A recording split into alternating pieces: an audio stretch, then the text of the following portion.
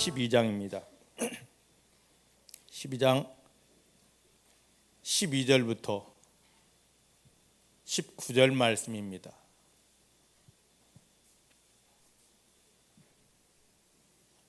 신약성경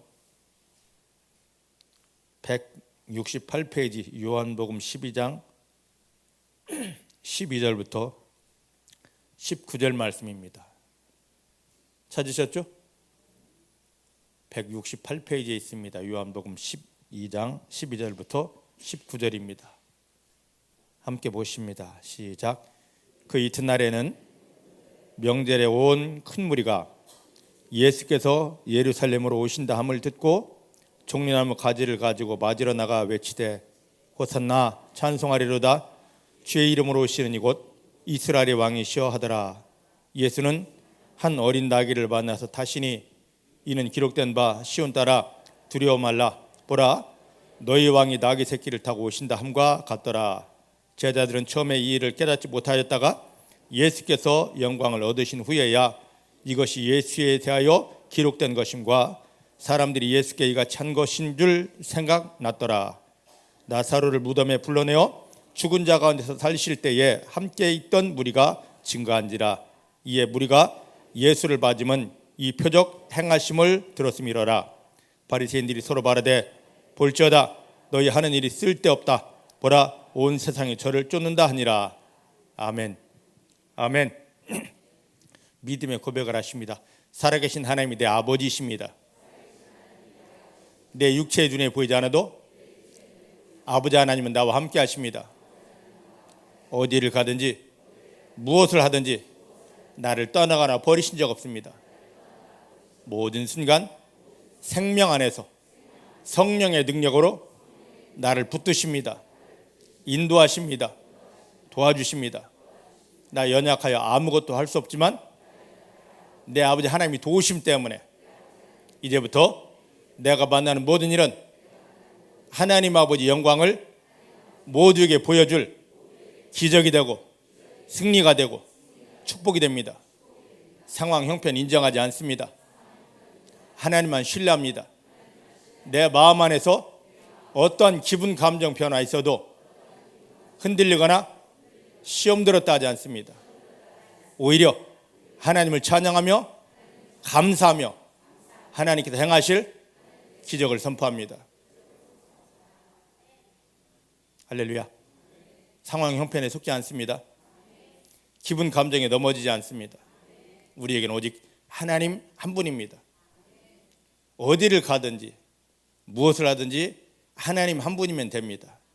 그리고 그 하나님만 신뢰하고 하나님의 이름만 부르면 하나님이 우리에게 나타나 손을 내밀어 주시고 내가 너의 믿음을 보았다.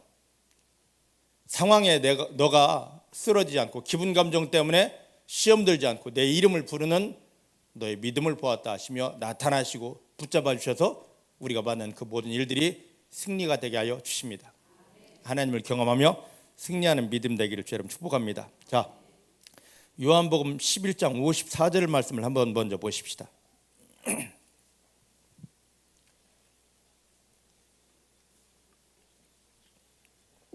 그러므로 예수께서 다시 유대인 가운데 드러나게 다니지 아니하셨더라. 저를 보셔요. 예수님께서 죽은 지 4일이 지난 나사로를 무덤에 있는 나사로를 나사로야 나오라 하고 불러내셨습니다. 이런 기적을 보고 다른 그 어떤 기적보다도 죽었다가 무덤에 들어갔는데 4일이 지나서 다 썩고 있는데 그런 시신을 향하여 나사로야 하고 불러내셔서 살리신 예수님을 보고 유대인들이 맞다. 이분이 하나님이 보내신 분 맞아? 하고 예수님을 메시아로 그리스도로 인정하기 시작합니다. 그런데 사람들이 예수님을 그리스도로 막 인정할 때 예수님께서 너 봤지? 내가 하는 일 봤지? 하면서 자기를 드러내는 게 아니라 사람들이 그렇게 자기를 인정한다 할지라도 아직 하나님이 때가 아닙니다. 그러다 보니까 어떻게 합니까? 오히려 자기를 감추시고 숨으십니다. 오늘 많은 사람들이 실수하는 그 상황이 뭐냐면 어디 가서 예언기도 받습니다. 또 누군가 기도를 받고 하나님이 나를 귀하게 쓰신대, 하나님이 나를 이렇게 쓰신대 하는 그 소리를 듣고는 갑자기 자기를 높이기 시작합니다. 물론 예수님이 십자가에 못 박히며 저 여러분들을 구원했습니다. 그런데 구원받은 사람 중에서 하나님 앞에 귀하게 쓰임받지 못할 사람이 하나도 없습니다. 나이 드셨던 배우지 못했던 상관없이 하나님은 다 우리를 귀하게 쓰시려고 예수님을 십자가에 못 박으며 구원하셨습니다.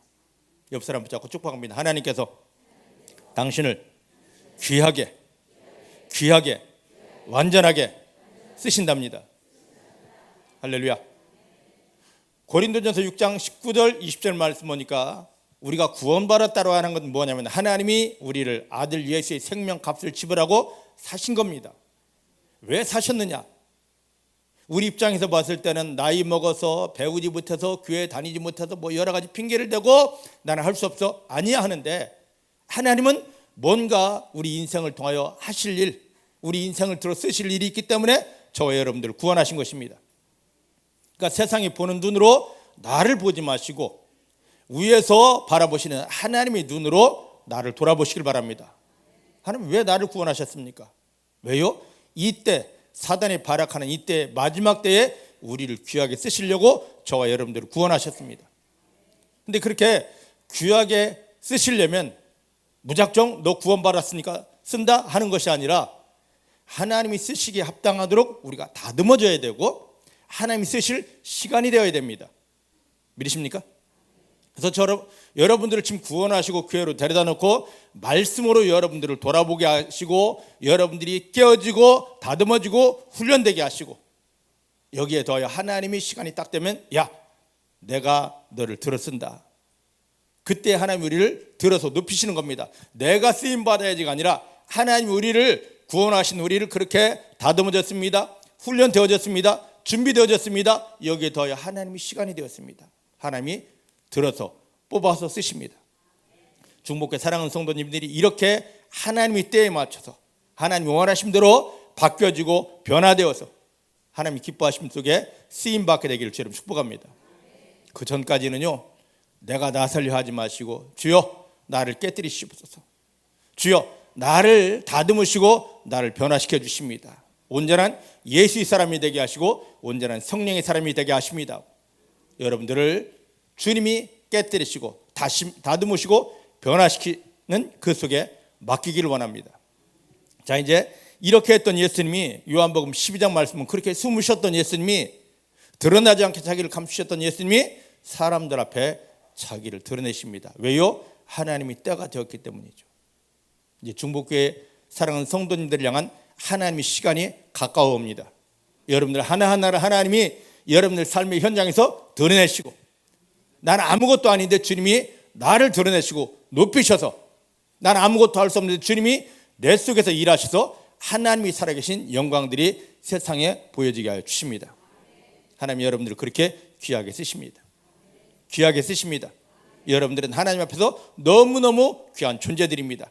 하나님의 축복을 이 땅에 드러내고 모두가 하나님을 인정할 수밖에 없는 그런 승리자 축복자로 세워주십니다. 자, 이제 그런데 좋습니다. 이제 오늘 본문 12절 13절 말씀 이제 보니까 13절을 한번 보십시다. 예수님이 본격적으로 마리아의 집에서 식사를 하시고 그 다음 날 이제 예루살렘 성으로 사람들 다 봐라 하고 들어오십니다. 그때 어떤 일이 벌어졌는지 13절 시작. 사람들이 종려나무 가지를 가지고 맞으러 나가 외치되 호산나 찬송하리로다. 주의 이름으로 오시는 이 곧 이스라엘의 왕이시로다. 할렐루야. 자, 이제 이 명절에 지금 유대인들이 가장 귀하게 그 섬기는 명절 6월절에 12장 1절 말씀 보니까 6월절 엿새 전에 예수님이 이제 예루살렘에 올라오셨거든요. 지금 이제 닷새 전에 하루 지났으니까 닷새 전에 예루살렘 성에 들어오시는 겁니다. 들어오시는데 이 6월절에 마지막 6월절에 들어오시면 이제 하나님의 때 이때에 맞춰 들어오시면 예수님은 잡히셔야 되고, 아무 죄 없는데 무자비하게 두드려 맞아야 되고, 상상하지 못할 치욕을 받으시고, 십자가에 못 박혀 어마어마한 고통 가운데 돌아가셔야 됩니다. 그런데 이렇게 예수님께서 이 하나님의 시간표 속에서 육체를 입고 오신 예수님이 나 그 십자가의 고통 감당할 수 없어. 사람들이 나에게 대해서 저렇게 주는 저 치욕 빨가벗겨지고, 그리고 말로 표현하지 못할 만큼 두드려 맞아야 되는데 나는 그걸 감당할 수 없어 하고 피하셔도 되는데, 하나님이 이 계획 속에 자기를 맡기고 예루살렘 성으로 들어오십니다. 그때 이렇게 예루살렘 성으로 들어올 때 어떤 일이 벌어지냐? 사람들이 종려나무 가지를 다 꺾어 들고 이걸 흔들면서 호산나 하고 외칩니다. 우리는 성경의 배경이 없는, 구약의 배경이 없는 그런 사람들이기 때문에 그냥 이 성경을 읽으면서 사람들이 예수님이 예루살렘 성에 들어올 때 그 종려나무 가지를 들고 흔들면서 호산나 외쳤다, 이렇게만 알고 있습니다. 왜 호산나 했는지, 왜 종려나무 가지를 들고 흔들었는지 성경을 아는 유대인들이라면 이거에 대한 비밀을 압니다. 그런데 우리는 구약의 배경이 없기 때문에 제가 이걸 다시 설명을 드립니다. 여기 조금 볼륨 낮춰주십시오. 자, 이 호산나의 말 뜻이, 지금 백성들이 호산나 하고 주님을 찬양하고 있거든요. 호산나가 무슨 뜻인지 아십니까? 자, 시편 118편 25절 말씀을 한번 보십시다. 시편 118편 25절.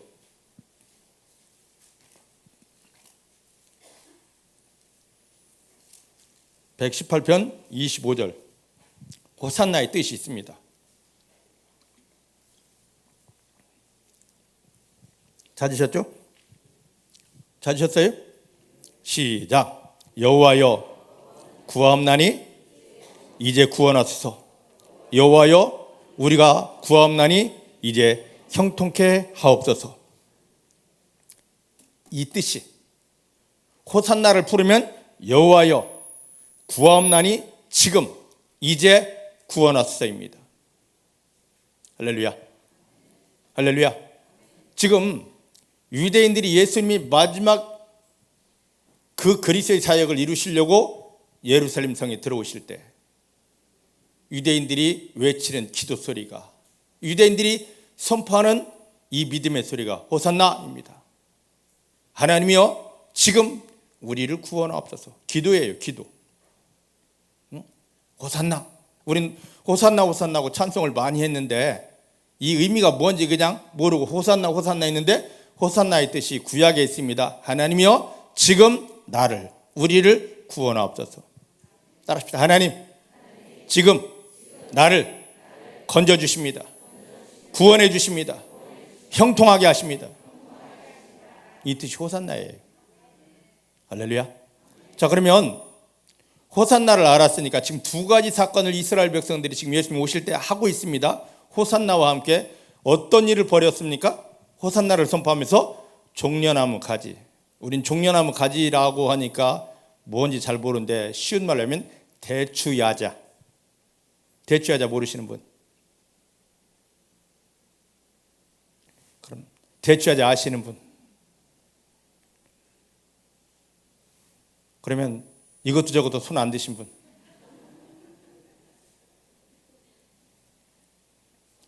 대추야자 아시죠? 예? 그 열대집 사막 지역에 가면 나무 홀로 서 있습니다. 그리고 빗살무늬처럼 큰, 이거 아니고 빗살무늬처럼 큰 잎이 있는데 이제 거기에 이제 열매 열린데 대추야자라고 합니다. 근데 왜 대추야자라고 하느냐면 이 맛이 우리나라 대추와 비슷합니다. 그런데 이게 야자과거든요. 대추야자라고 합니다. 자, 이걸 한번, 그런데 이 대추야자, 이제 속성을 이야기했는데 이 과육이 얼마나 단지 우리가 성지순례 가고 그 지역에 간 사람들은 올 때 반드시 대추야자를 선물로 사옵니다. 그 말린 대추야자를 사오는데 엄청 답니다. 달아가지고 제가 이거 참 이 사람들이 과일을 꿀에 엄청나게 쟀구나. 그곳에는 꿀도 엄청 많은 모양이지 했습니다. 근데 이게 대추야자가 떨어질 때쯤 제가 성지순례를 갔습니다. 나무에서 직접 떨어지는 생과육을 먹었는데 그렇게 답니다. 엄청나게 달아요. 이걸 말리고 나니까 더 달게 되는 거죠. 이 대추야자가 나무에서 열리면 한 개, 두 개 열리느냐? 아닙니다. 어마어마하게 수를 셀 수 없을 만큼 100kg가 넘게 그게 막 열리게 됩니다. 자, 이제 이 종려나무 가지를 왜 하나님이 언제 흔들게 했는지, 왜 흔들게 했는지 그 의미를 한번 보겠습니다. 어디로 보냐면 구약성경 레위기 23장 40절 말씀입니다. 호산나는 머리에 잘 간직가지고 레위기 23장 40절.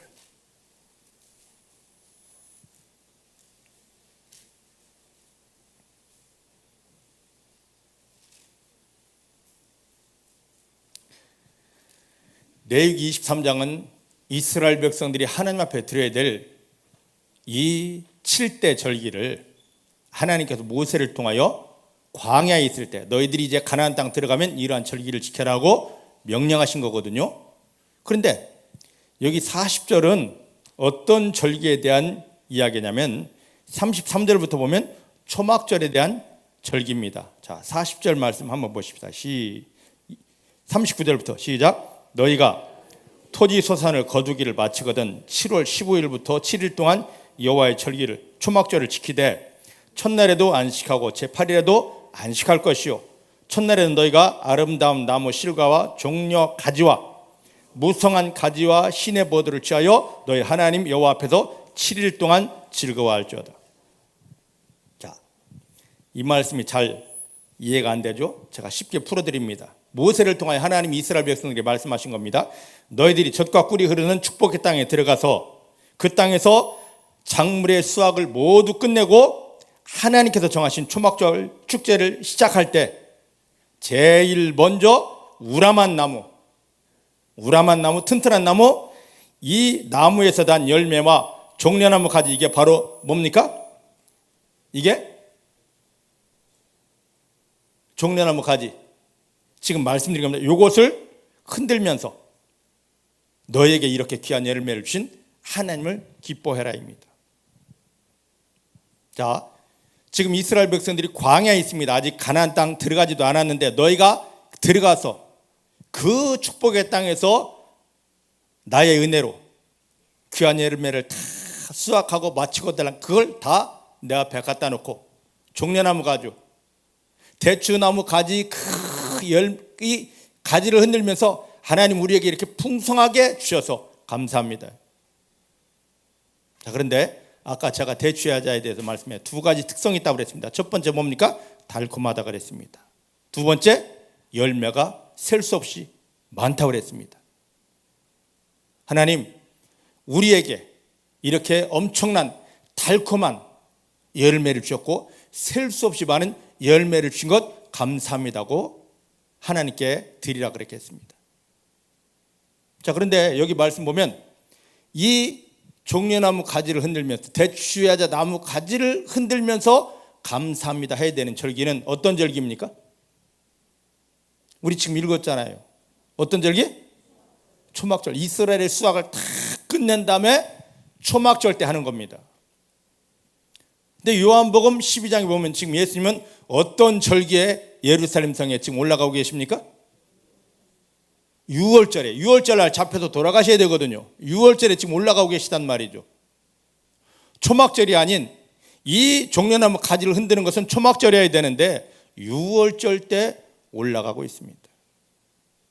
왜 그랬을까요? 왜 그랬을까? 우린 지금 이 두 가지 사건은 예수님께서 지금 요한복음 자 이제 12장 오라옵니다. 12장 12절 다시 봅니다.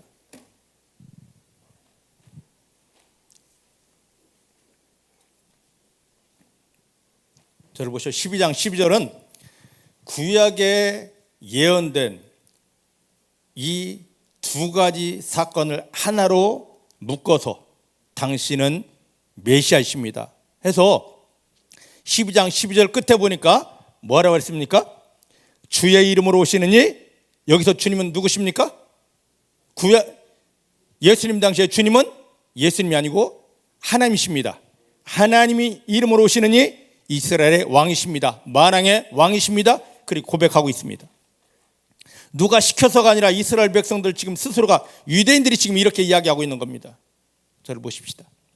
지금 예수님께서 죽은 지 4일이 지난 나사로를 무덤에서 살려냈습니다. 이것을 보고 이스라엘의 많은 사람들은, 그 현장을 보았던 사람들은 이분이 하나님이 보낸 구원자 메시아가 맞아 인정했습니다.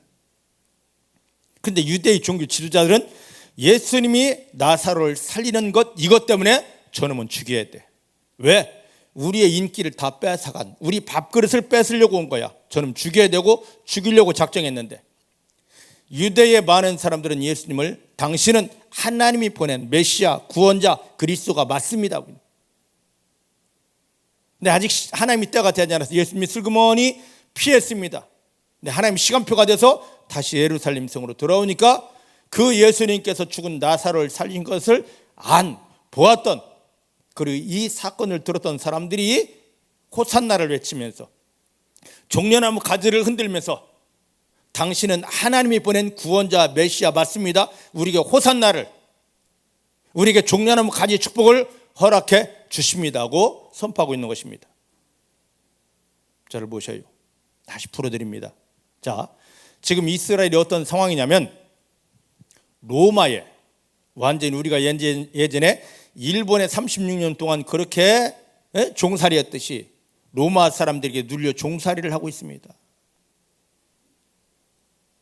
겉으로는 그렇지만 또 속으로는 하나님이 자녀라고, 우리는 선택받은 하나님이 사람이라 하지만 눈에 보이지 않는 마귀에게 완전히 짓눌려서 입술로는 하나님 하는데 하나님 주시는 열매가 하나도 없습니다.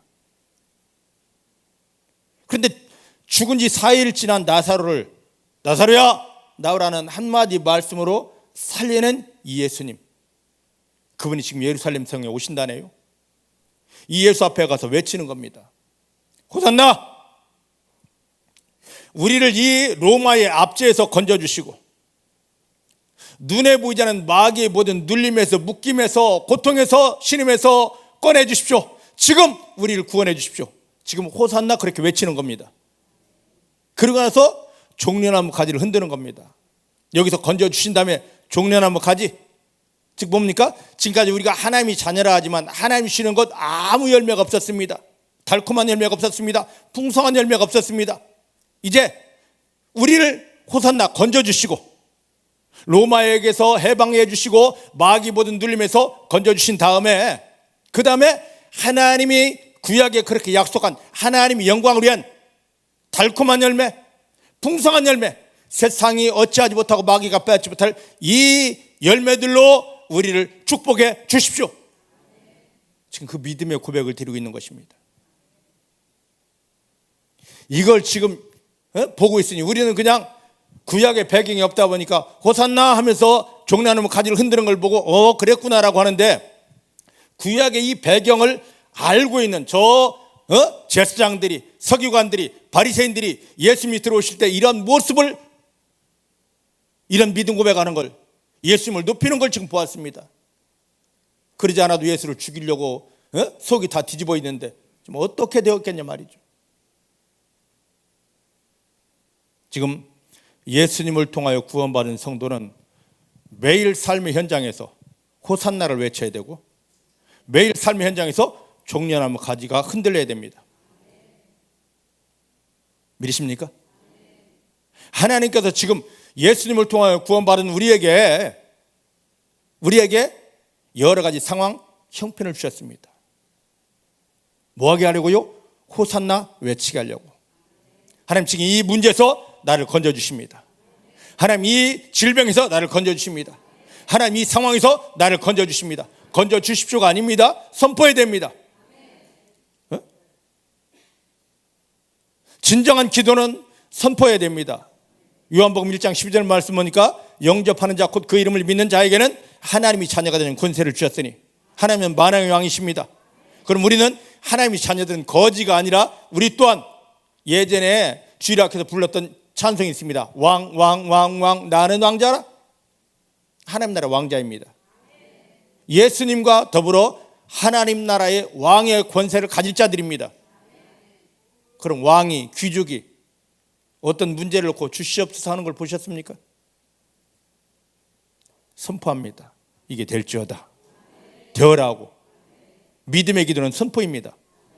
근데 언제부턴가 한국교회는 하나님이 자녀들을 완전히 다 거지 새끼 만들어 놨습니다. 너무 피곤해. 주여 주시옵소서 주시옵소서. 힘없는 기도. 그러다 보니 마귀가 이걸 듣고 다 빼앗아가는 겁니다. 왕의 기도를 하십시다. 선포 기도하십시다. 하나님이 여러분들에게 그 상황 형편 주신 것은 왕의 기도를 하라고 우리에게 그 형편을 주신 것입니다. 원수는 깨어지고 이 문제가 하나님의 영광으로 바뀔지어다. 하나님 지금 구원하십니다. 하나님 여기 하나님의 형통 임합니다 하고 이렇게 해서 마귀를 이기고 그 속에 있는 모든 상황을 다 풀어 제꼈을 때, 구원의 역사가 나타났을 때 더 이상 마귀가 우리에게 어떤 것을 빼앗아가지 못할 그 완전한 승리의 자리가 만들어졌을 때 종려나무 가지 축복이 옵니다. 달콤한 응답이 옵니다. 넘치는 응답이 옵니다. 하늘로부터 오게 되는 것입니다. 믿으십니까? 우리는 삶의 현장에서 하나님이 자녀가 된 우리에게 이런 문제 상황을 주신 이유가 있습니다. 호산나를 외치라고, 종려나무 가지의 축복을 완전히 누리라고. 이게 우리의 특권입니다. 하나님이 우리 가운데 문제를 주신 것은 이 문제에서 넘어지라는 게 아닙니다.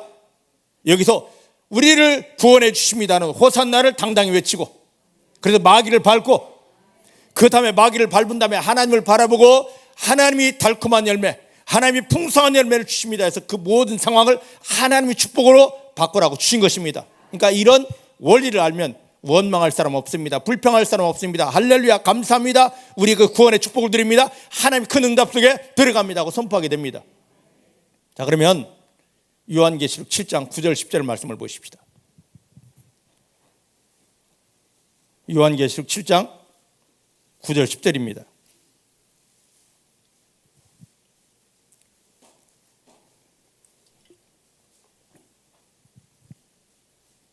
마지막 때가 되었습니다.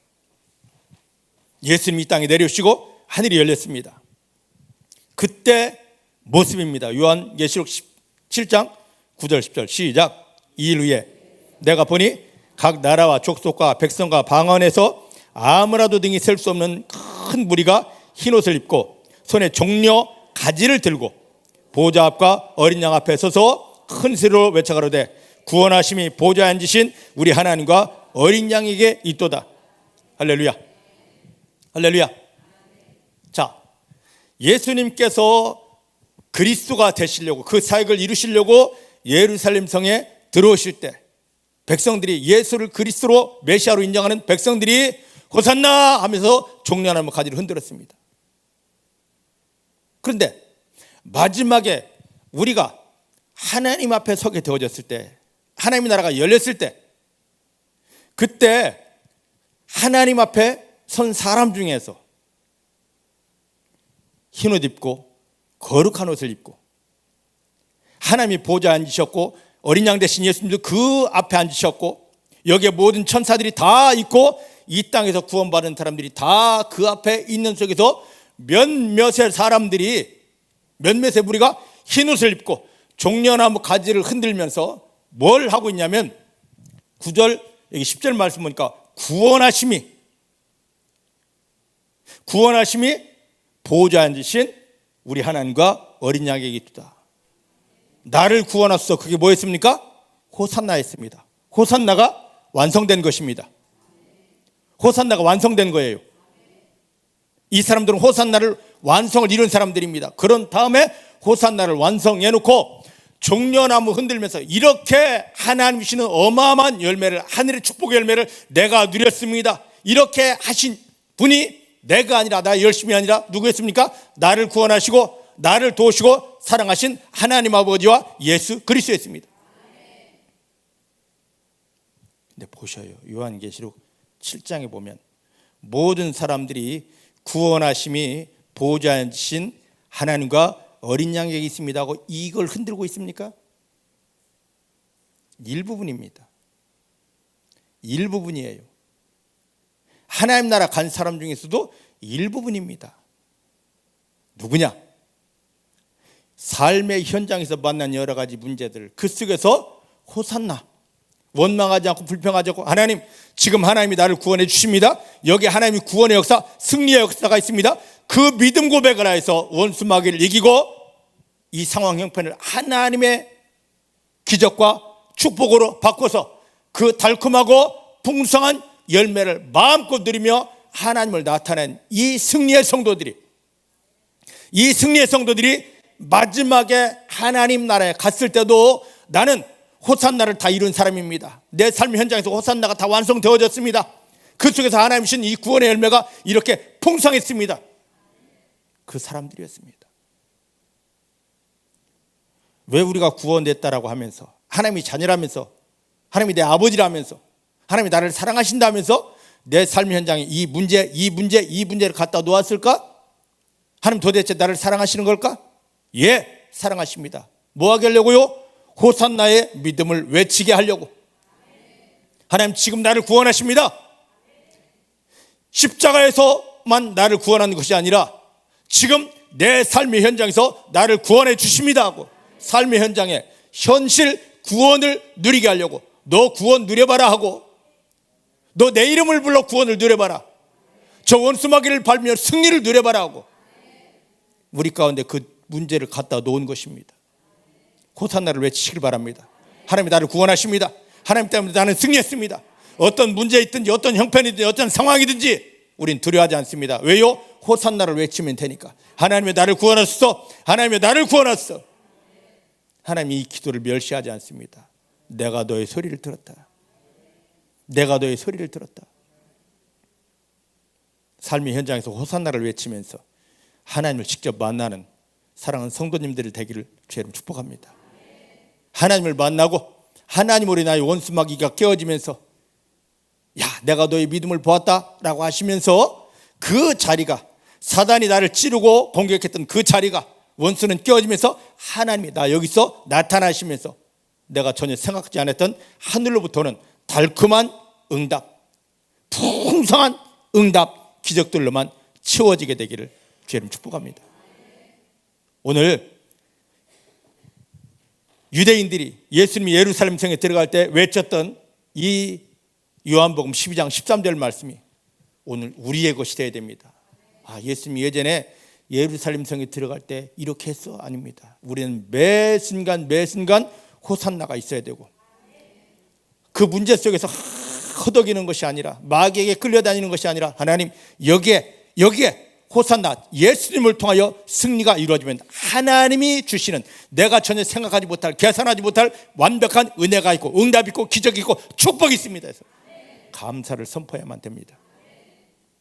이 믿음이 살아있기를, 이 믿음으로 당당하게 하나님을 기쁘시게 하는 성도님들 되기를 주님 축복합니다. 자, 이제 오늘 본문으로 돌아갑니다. 요한복음 12장 15절부터 14절부터 16절까지만 보십시다. 시작. 예수는 한 어린 나귀를 만나서 타시니 이는 기록된 바 시온 딸아 두려워 말라, 보라 너희 왕이 나귀 새끼를 타고 오신다 함과 같더라. 제자들은 처음에 이 일을 깨닫지 못하였다가 예수께서 영광을 얻으신 후에야 이것이 예수께 대하여 기록된 것임과 사람들이 예수께 이같이 한 것인 줄 생각났더라. 할렐루야, 할렐루야. 자, 예수님께서 이제 마지막 예루살렘 성에 들어가시면서 그냥 들어가신 게 아닙니다. 어린 나귀를 타고 들어갔다고 그러셨습니다. 근데 여기 말씀 보면 14절 말씀 보니까 한 어린 나귀를 만나러 이걸 타고 들어가시는데, 근데 이 사건을 보다 세밀하게 기록된 곳이 있습니다. 그게 어디냐면 마태복음입니다. 22장 2절부터 9절 말씀인데, 찾지 마셔요. 집에 가서 보십시다. 저를 보셔요. 예수님께서 마지막 예루살렘 성에 들어가실 때 그냥 들어가신 게 아닙니다. 그냥 들어가신 게 아니에요. 이것을 하려면 하나님의 약속이 또 한 가지가 있습니다. 스가랴서 9장 9절을 한번 보십시다. 구약성경 스가랴서 9장 9절입니다. 스가랴서가 어디 있나요? 막 넘기면 나옵니다. 1320페이지. 1320페이지. 하나님이 보내시는 모든 걸 이루시고 해결할 하나님의 구원자, 하나님의 메시아가 어떤 모습으로 오느냐. 자, 스가랴 9장 9절 보십시다. 시작. 시온에 따라 크게 기뻐할지어다. 예루살렘에 따라 즐거이 부를지어다. 보라, 너의 왕이 너에게 오는데 그는 공의로우시며 구원을 베풀며 겸손하여 나귀를 타나니 나귀 작은 것 곧 나귀 새끼를 타고 올 것이다. 하나님이 보낸 이 구원자는 어떻게 온다고요? 겸손하여서 나귀를 타고 오는데 그냥 나귀도 아니라 어떤 나귀? 새끼 나귀, 어린 나귀를 타고 옵니다.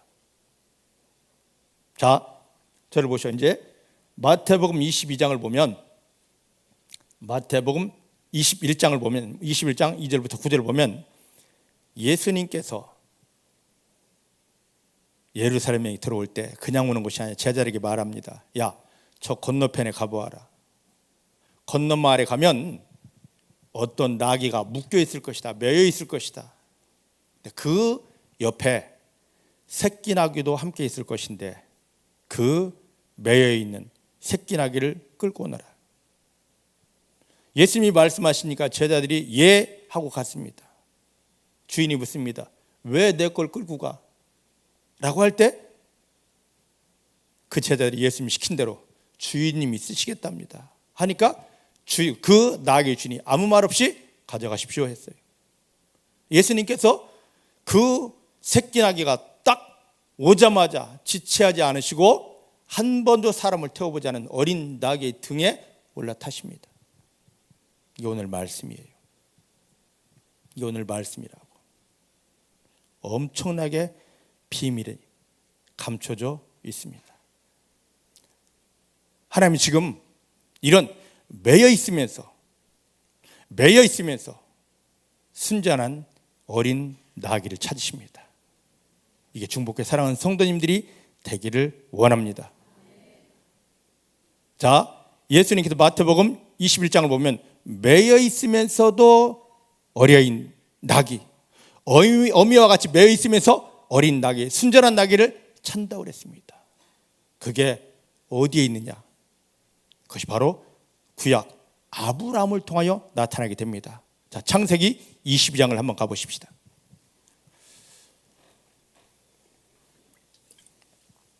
창세기 22장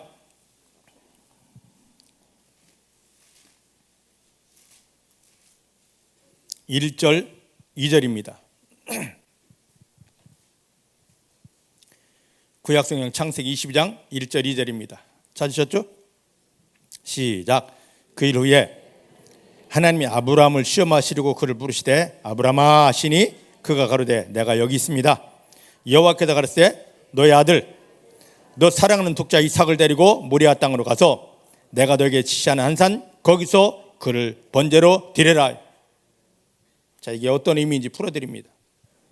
창세기 12장을 보면 하나님이 아브라함을 부르십니다. 아브라함아 나를 따라오너라. 너의 본토 친척 아비집을 버리고 내가 너에게 지시하시는 곳으로 가라. 그럼 내가 널 복의 근원으로 삼겠다. 너에게 자손을 주겠다. 너에게 땅을 주겠다. 엄청난 약속을 주십니다. 근데 이 약속이 풀어지지 않는 겁니다. 왜요? 오늘 말씀대로 본다면 아직 아브라함이 하나님의 말씀이 온전히 매여 있는 상태, 매인 나귀가 아니고 아브라함이 아직 하나님에게 매여 있는 그런 상태, 하나님께 온전히 순종하는 그런 상태가 아니었습니다. 하나님은 분명히 아브라함을 통하여 사라를 통하여 뭔가를 주신다 했는데 자기 열심으로만 무엇을 하려고 합니다. 그래서 나온 자식이 누구였습니까? 이스마엘이었습니다. 자, 이스마엘의 탄생을 한번 성경을 통하여 보십시다. 창세기 16장입니다. 16장 11절 12절입니다. 16장 11절 12절 시작. 여호와의 사자가 천사가 또 그에게 말합니다. 너가 잉타했은즉 아들을 낳으리니 그 이름을 뭐라 하라? 아브라함의 큰아들은 이스마엘입니다. 그런데 이스마엘이라 해놓고 낳게 해놓고 이는 여호와께서 너의 고통을 들었다. 육체의 고통을 들었기 때문이다. 12절 시작. 그가 사람 중에 어떤 존재이리라? 아브라함이 하갈을 통하여서 이스마엘 큰아들을 낳아왔습니다. 그런데 하나님이 그가 태어나기도 전에 이름을 주시면서 그는 어떤 상태다? 들나귀, 지멋대로 주인에게 매이지 않고 자기 멋대로 내 생각이야, 내 맘이야, 내 인생이야 하면서 지멋대로 사는, 하나님이 그때까지 아브라함을 쓰지 못하고 또 그 열심과 방법으로 태어난 이스마엘을 아브라함이 큰아들인데도 불구하고 나는 너를 쓰지 못해. 쓸 수 없어. 왜냐? 너는 들나귀 존재이기 때문이야. 네 멋대로, 네 마음대로, 내 생각대로.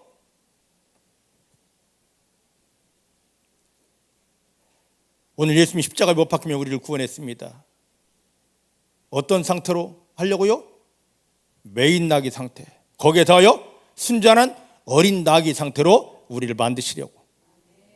그래야 하나님이 구원의 역사가 우리 가운데 있게 됩니다. 아브라함이 큰아들이었는데 성경에서는 장자를 그렇게 귀하게 여기는데 이스마엘을 하나님이 너는 들나귀 존재, 들나귀 믿음이기 때문에 내 테두리 안에, 내 은혜 안에 들어올 수 없다고 내어버립니다. 그래 놓고 자, 창세기 17장 24절 말씀을 보십시다. 17장 24절 시작. 아브라함이 그 양피를 벤 때는 99세였더라. 저를 보셔요. 아브라함이 양피를 베었다. 이게 바로 뭡니까? 할례를 행합니다.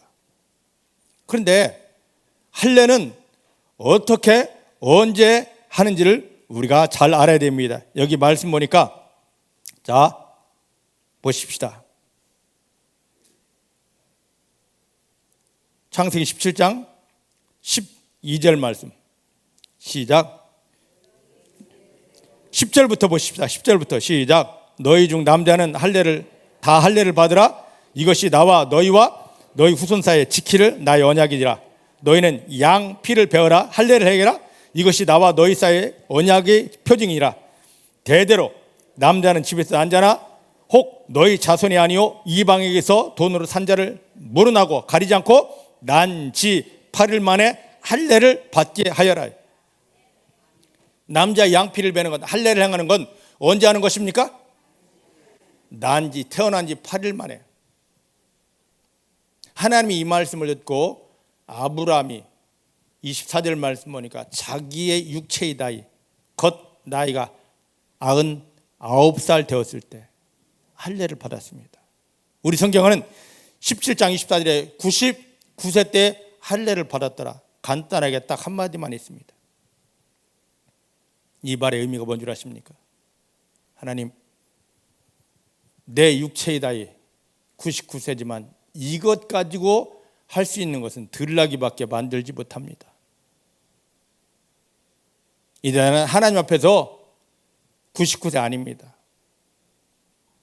나는 아무것도 할 수 없는 존재입니다. 하나님 앞에서 나는 태어난 지 8일 된 갓난 아이입니다. 그 의미입니다. 그 의미가 되어졌을 때 하나님, 내가 할례받았습니다. 내가 태어난 지 8일 상태 갓난 아이, 아무것도 할 수 없는, 하나님 아니면 아무것도 할 수 없는 그런 존재가 되었습니다 했을 때 창세기 18장 10절에 하나님이 그에게 뭘 보내십니까? 아브라함에게 천사를 보내십니다. 그리고 말씀하십니다. 내년 이맘때 아들이 있으리라. 할렐루야. 아브라함이 난지 8일 상태, 하나님 앞에서 난지 8일 상태, 할례 상태 되었습니다. 그때 하나님이 천사를 보냅니다.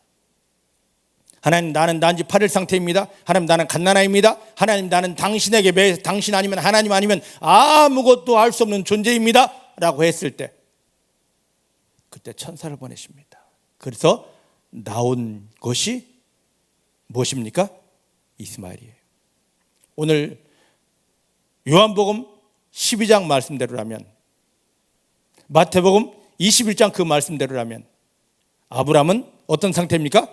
메인 낙이었고, 그 다음에 이삭은 거기 옆에 함께 매여 있는 순전한 어린 낙이었습니다.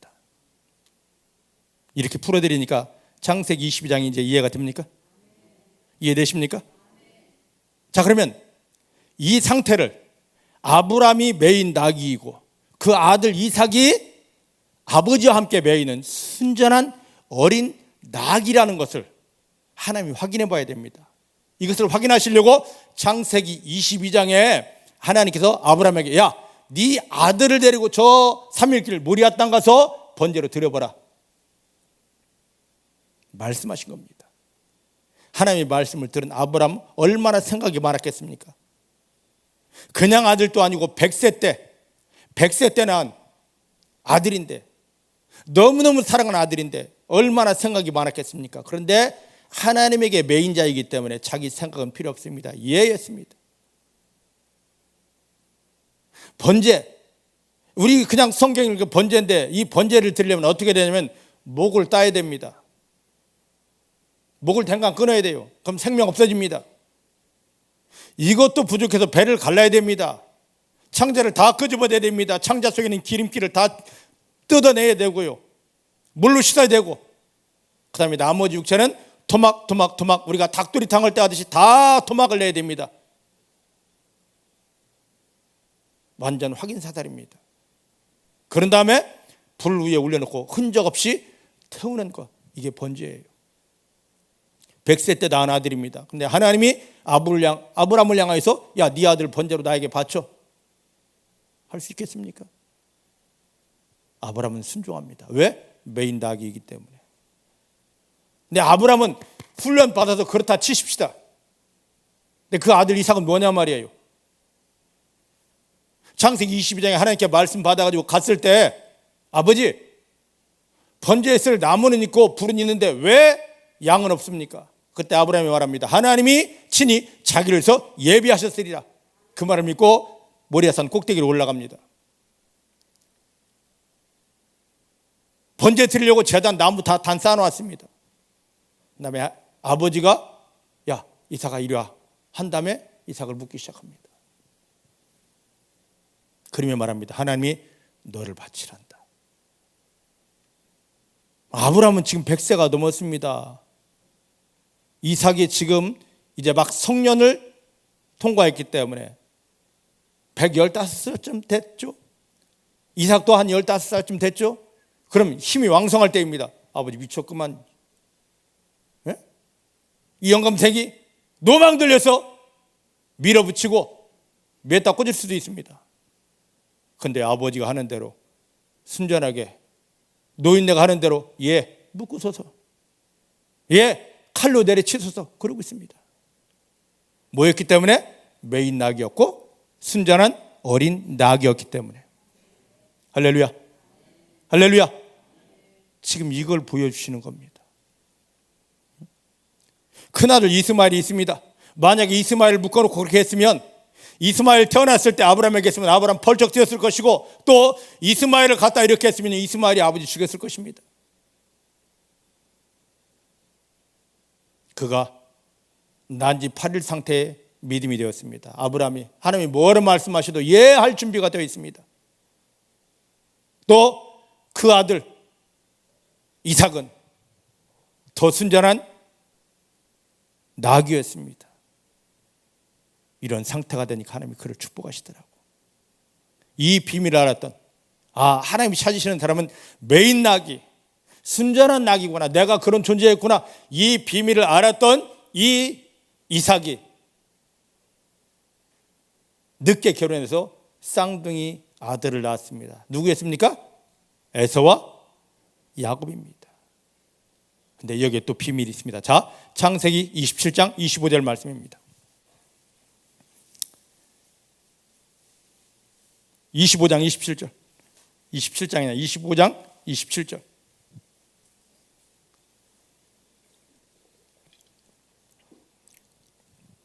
(25장 27절입니다) 시작.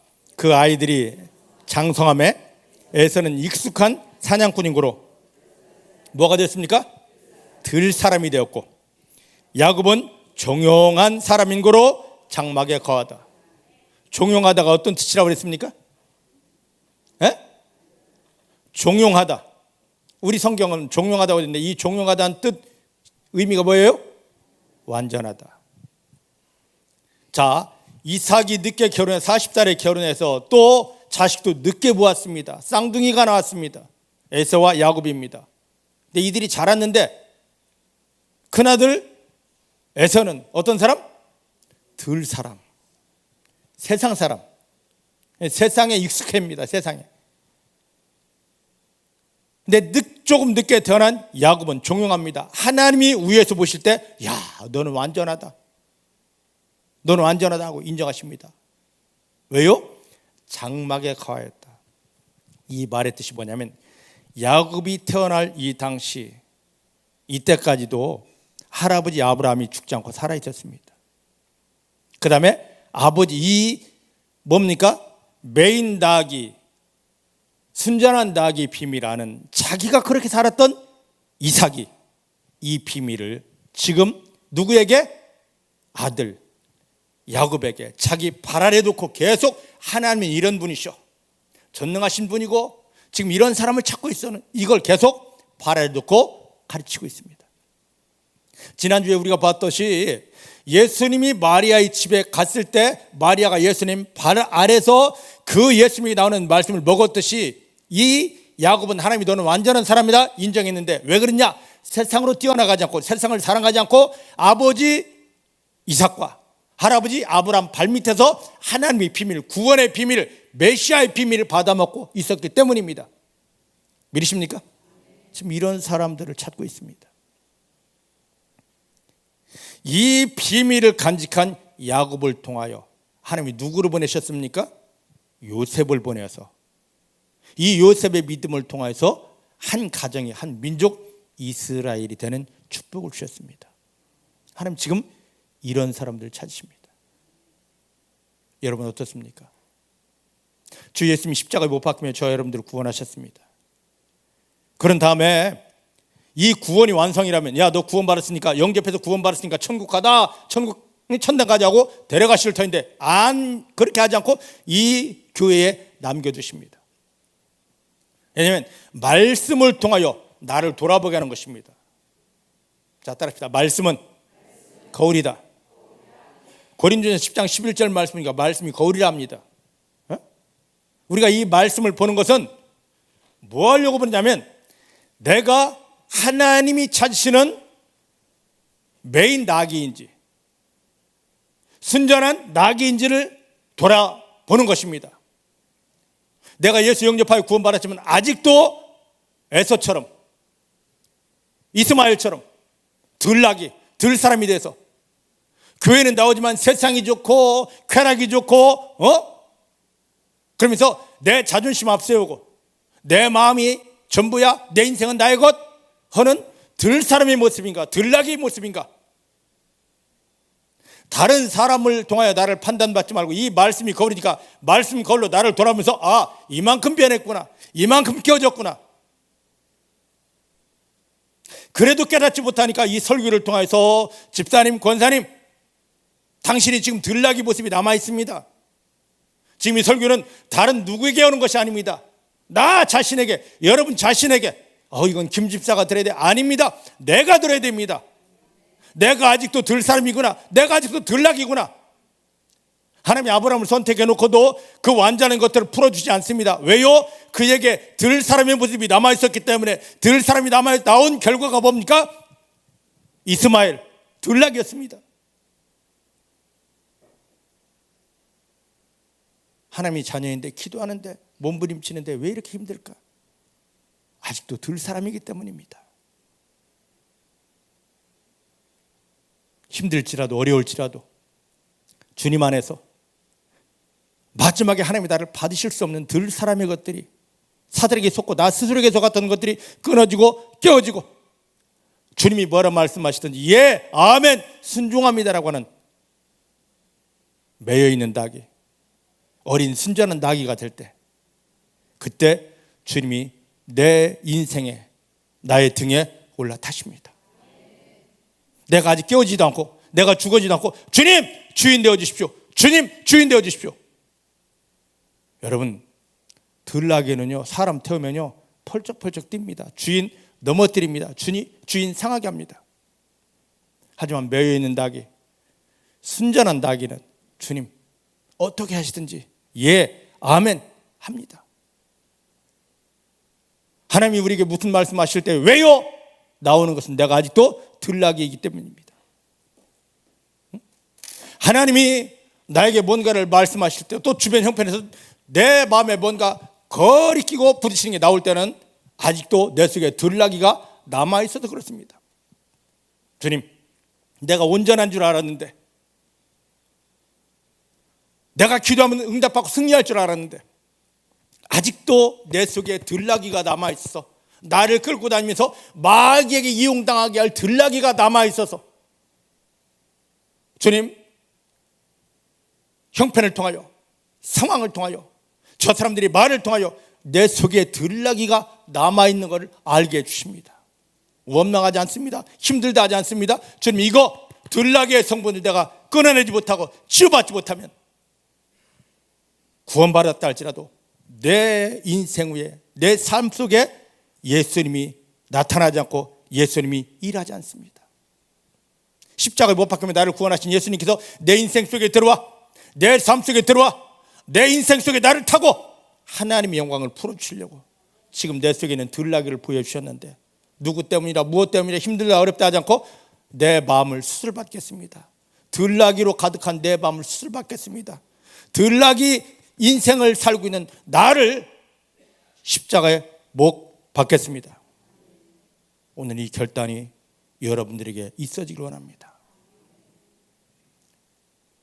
매여있는 닭이, 순전한 어린 닭이, 예수님께서 지금 저 건너편에 있는 그 나귀를 매여있으면서도 엄마와 함께 있는 어린 닭이, 한 번도 사람들이 타보지 않은 나귀를 데려오느라 그 나귀를 찾으셨습니다. 오늘 예수님께서 각 교회를 주로 다니면서 주여 믿습니다 할렐루야는 모든 성도들을 두루 다니면서 찾고 계십니다. 매여있는 나귀를, 거기에 더하여 순전한 어린 나귀의 믿음을 가지고 있는 성도들을 찾으십니다. 왜요? 그 인생 후에 올라타시려고. 할렐루야. 중복의 사랑하는 성도님들이 이렇게 매여있는 믿음, 그리고 순전하여서 예수님이 내 인생 후의 주인으로 올라타실 수 있는 완전한 믿음 되기를 주님 축복합니다.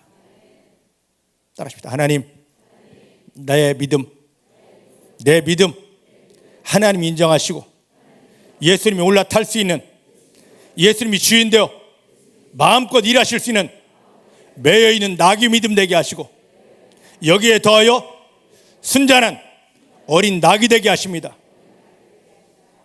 할렐루야. 그러면 주님은 올라타십니다. 주님이 올라타시는 순간, 자 이제 본문으로 가십시다. 요한복음 12장입니다.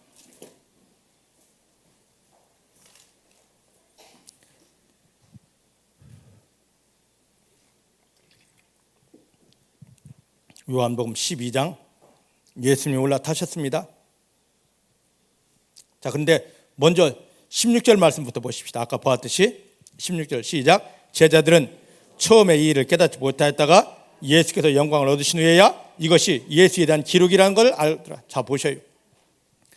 아니, 구약에 대해서 그렇게 능통했던 사람들이 예수님께서 저 건너편에 가서 매여 있는 나귀, 어린 나귀를 끌고 와라. 그리고 그 나귀를 딱 타셨으면 야, 이분이 스가랴서 9장에 예언되어진 우리의 구원자시구나 하고 알아야 되는데, 주님을 따르던 제자들은 아직도 왜 예수님이 그 나귀를 가져오라 하는지, 그리고 그 나귀 등에 타시는지를 모르고 있어요. 그러다가 나중에 예수님 영광 받으신 후에, 그 영광 받으신 후에가 언제입니까? 십자가 못 박혀 돌아가시고 그랬다가 다시 부활하셔 살아나신 후에 그때 그 사건이 스가랴 9장이었어 하고 무릎을 치고 있는 것입니다. 근데 제자들이 그렇게 하기 전에 유대의 군중들은 예수님을 향하여 호산나, 종려나무 가지를 흔들며 당신이 메시아이십니다 하고 있는데, 오늘 교회 안에서 예수를 믿습니다 하면서도 하나님이 우리 삶 속에 나타나 일하실 구원의 그 완전한 승리의 축복을 깨닫지 못하는 사람들이 얼마나 많습니까? 이 제자들처럼. 그리고 일 다 지난 다음에, 일 다 끝난 다음에 아이고 그때 그렇게 했어야 되는데 하는 후회하는 인생들이 얼마나 많냔 말이죠. 중복의 사랑하는 성도님들은 후회하는 인생 없습니다. 이제 깨어져서 변화되어서 예수를 내 안에 주인으로 태우고 주님으로 인하여 하나님의 영광 속에 들어가게 되기를 주님 축복합니다. 자, 이제 주님이 태워졌습니다. 자, 17절 여기 보지 말고 마태복음 21장으로 한번 가보십시다. 마태복음 21장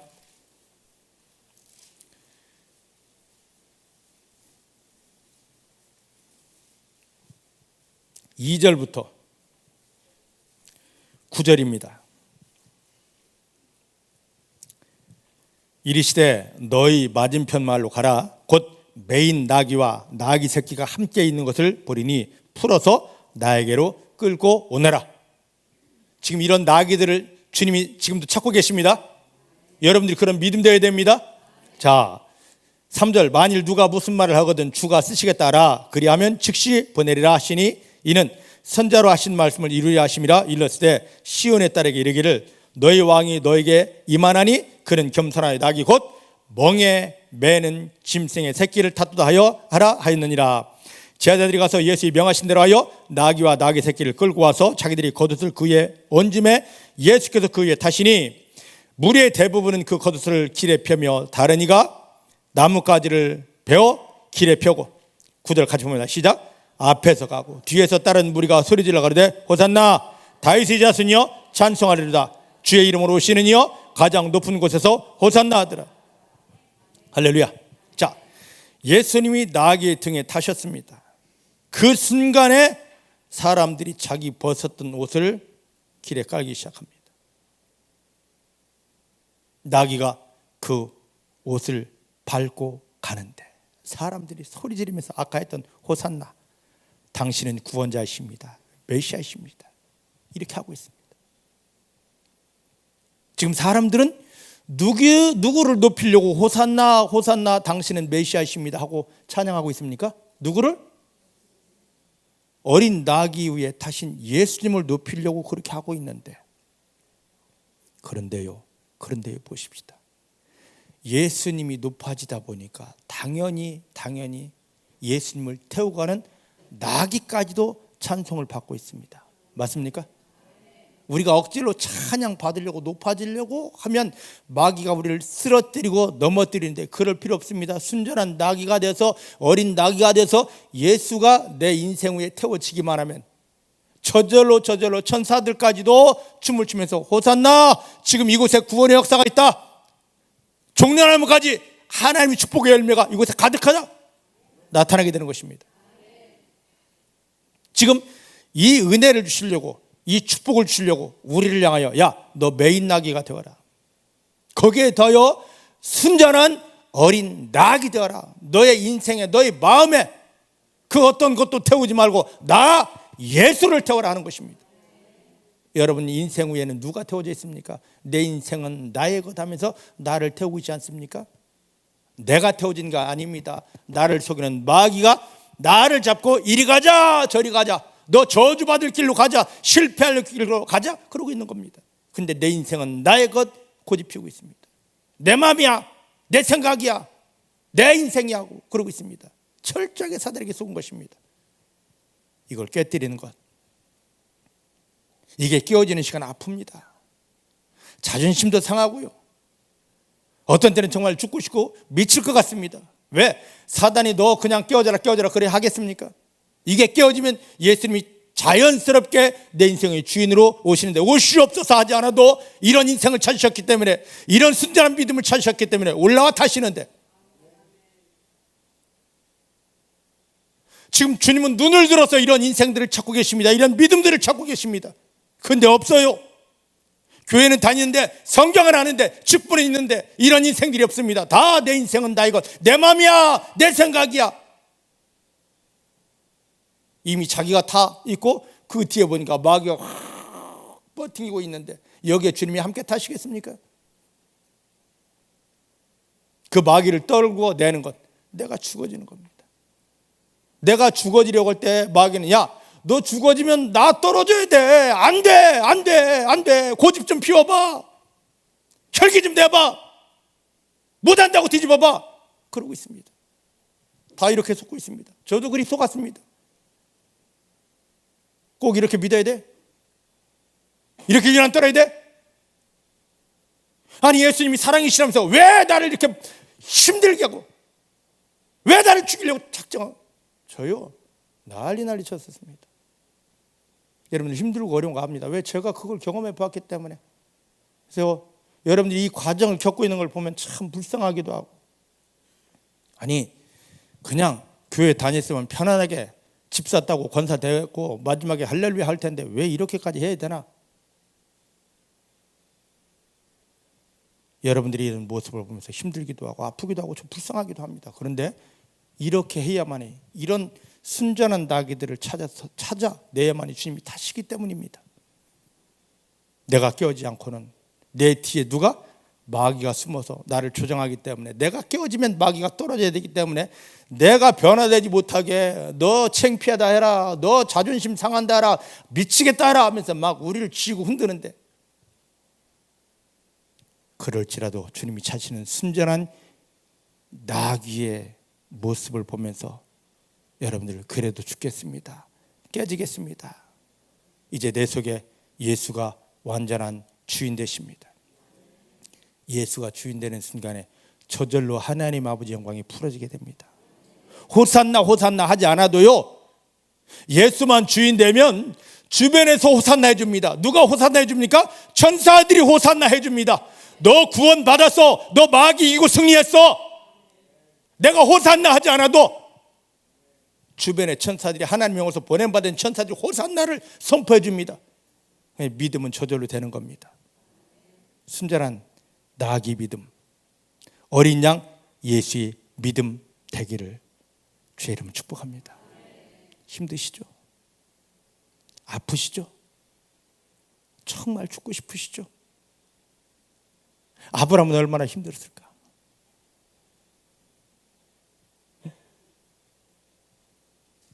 하나님 우리 가운데 어떤 형편을 주시는 것은 아브라함이 그랬던 것처럼, 야, 너 메인 나귀 믿음인지 한번 내가 테스트 해봐야 되겠어.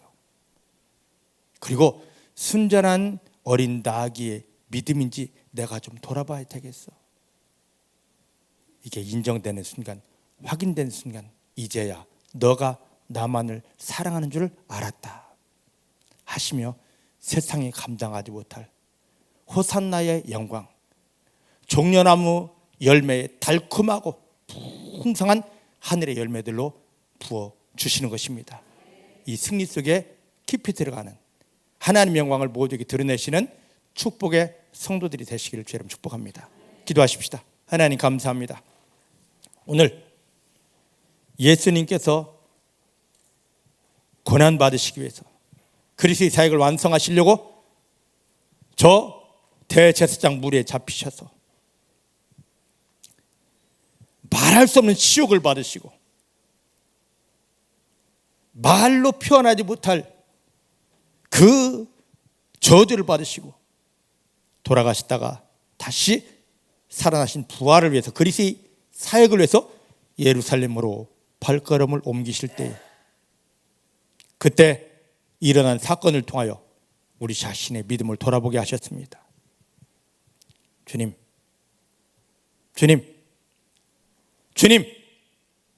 왜 십자가에 못 박히며 나를 구원하셨습니까? 구원받은 나를 지금 왜 이 교회에 남겨두시는 것입니까? 왜 이렇게 힘들고 어려운 사정 형편을 주시는 것입니까? 주님은 나를 쓰시려고 구원했는데, 주님이 우리 속에 들어와 쓰시는 인생은 메인 낙이 믿음이어야 되고, 여기에 한 걸음 더 나가 순전한 어린 낙의 믿음이 되어야 됩니다. 오늘 이러한 믿음으로 우리를 변화시키시려고, 바꾸시려고, 온전케 하시려고 하나님이 우리를 이렇게 연단하시는데, 그동안 이런 하나님의 마음을 몰라서 힘들고 어려웠는데 이제 하나님의 마음을 알았습니다. 철저히 성령님 의지하여 나는 깨어지고 죽어지고 메인 닭이 믿음 되고 순전한 어린 닭의 믿음 되어서 예수님이 찾으시는 그런 인생 되어서 예수님을 내 안에 담고 품으며 예수님으로 인하여서 호산나와 종려나무 가지의 그 완전한 열매들을 먹고 누리는 승리의 삶이 되겠습니다. 우리를 이렇게 이끌어 가시는 주님을 감사합니다.